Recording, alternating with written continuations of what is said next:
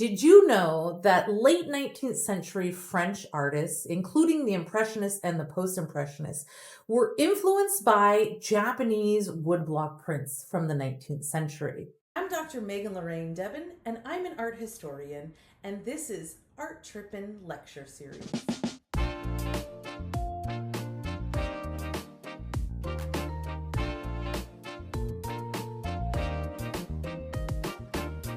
Hi, I'm Dr. Megan Lorraine Debin, and this is Art Trippin.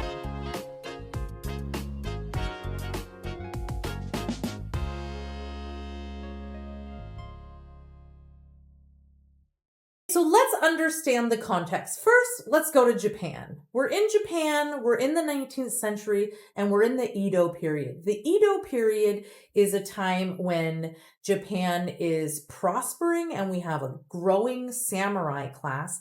And that samurai class, that upper middle class, is consuming a lot of art in the form of purchasing woodblock prints, which the Japanese are known for. Now, for centuries, Japan was largely closed off to the Western world and had limited interactions with China and some interactions with Dutch traders, but otherwise Japan was very much closed off to the Western world.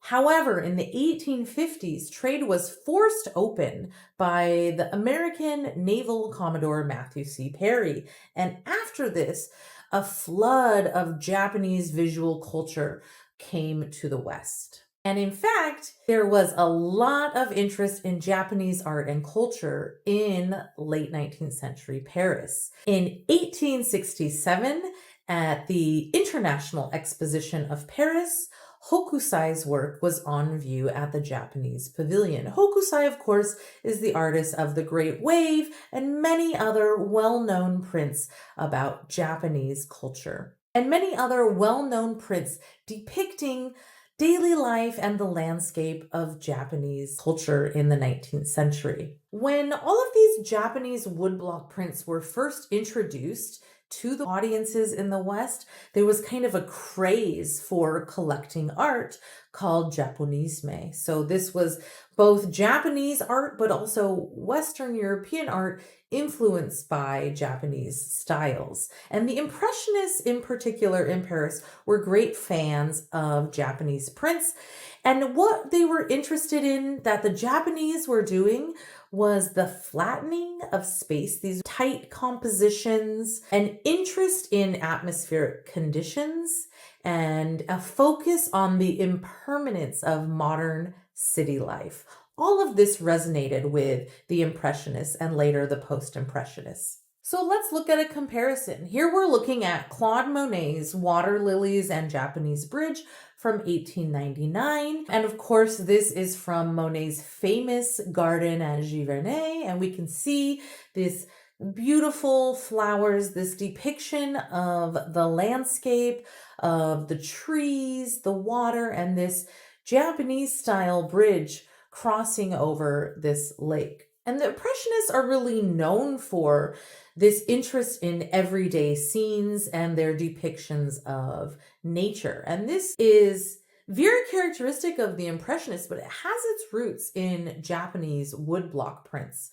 So here now let's look at Hokusai's Under Manin Bridge at Fukagawa from 1823. So here we see that same Japanese bridge style. So in fact, Monet is taking this architectural style from Japanese bridge making. And we have this kind of view of people crossing over a bridge, some gentlemen fishing, and the boats going about. So again, a depiction of modern everyday life. In 1823, this is unheard of subject matter in Europe. Remember, neoclassical art, the art that came before Impressionism, was really about depicting either heroic moments from history or mythology or contemporary events depicted in a heroic manner. But here we have almost something akin to a Renaissance or Baroque era genre scene, regular everyday people doing regular everyday things. This is another good comparison. Here on the left, we can see Edgar Degas' Woman Combing Her Hair from 1885. And on the right, we can see Hashiguchi's combing hair from 1920. Here we see an interest in domestic scenes, interior scenes, and intimate moments, which many of the Impressionist artists are known for, especially Mary Cassatt.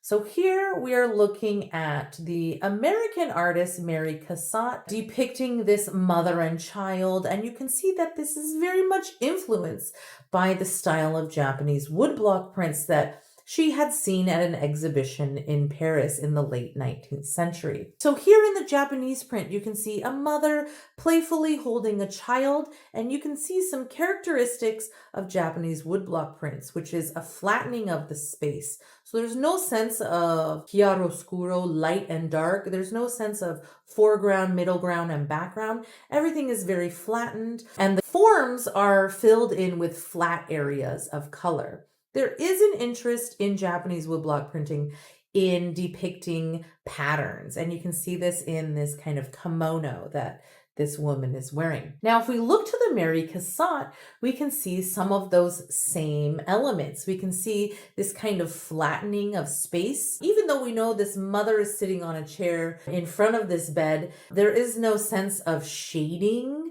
or chiaroscuro on the chair or the bed. There are no shadows on the floor. So there's, again, a very flat sense of space. We also don't have a lot of light and dark to shape and model the forms. The bed, the floor, the skin of the baby are all this like one flat color. And then, of course, again, there's an interest in patterning. We can see this in the wallpaper, the chair, and the woman's dress. So here you can see artists like Mary Cassatt are really influenced by these elements of Japanese woodblock printing. We can also see in Japanese woodblock print an interest in unusual angles or viewpoints, these kind of aerial views that are looking down onto scenes and catching a wide glimpse of a view. And we can see this here in the interior of the Nakamura Theater by the Japanese artist Okumura Masanobu from 1740. Here we see this kind of exploration of this unusual angle and these directional lines of perspective that give us this panoramic scene from a high vantage point. And that's very similar to something that we might see in, say, Pissarro's Boulevard of Montmartre on a Winter Morning from 1897. Here we see this view out onto the city street up from this angle up above, and these sharp angles and directional lines draw the eye into the distance. Again, very much influenced by Japanese ideas of perspective. This Japanese art that was introduced into the West in the 19th century impacted not only Impressionist artists, but also post-impressionists, including famously Vincent van Gogh. Van Gogh was really enthralled by Japanese art, and he even collected Japanese prints, and he adopted their flattening of space, their simplified forms, their decorative patterns, and of course, their very bold use of color into his work. Many of these modern artists, in addition to really appreciating the kind of flattening of space, they also appreciated the asymmetry, the use of diagonal lines, and the emphasis on negative space in Japanese prints. Here is a very easy example. Van Gogh actually made copies of Hiroshige prints. So here we are looking at Hiroshige's Plum Park from 1857. And then here you can see Vincent van Gogh's Flowering Plum Tree after Hiroshige from 1887. You can see the same thing again in another print. Here's Sudden Shower over Shin Ohashi Bridge by Hiroshige from 1857. And here we are looking at Vincent van Gogh's The Bridge in the Rain after Hiroshige from 1887. Here Van Gogh is actually copying these woodblock prints. He's altering the colors a little bit, and then he's adding these borders that he fills with calligraphic characters that he borrowed from other prints. So he's literally sort of making replicas of these kind of master artworks. So here he is actually making replicas of these Japanese prints. but he's doing them as oil paintings. And here is another Vincent van Gogh painting, The Courtesan from 1887. Again, very much inspired by Japanese woodblock prints, but these are oil on canvas. So these artists in Europe in the late 19th century are looking at Japanese culture, Japanese art, and they are very much inspired by the style, the color, and the subject matter of these ukiyo-e or Edo period prints from Japan. Do you know any other impressionist or post-impressionist artists whose work has been inspired by Japanese art? Let me know in the comments. As always, like and subscribe and stay tuned for more Art Trippin', the lecture series.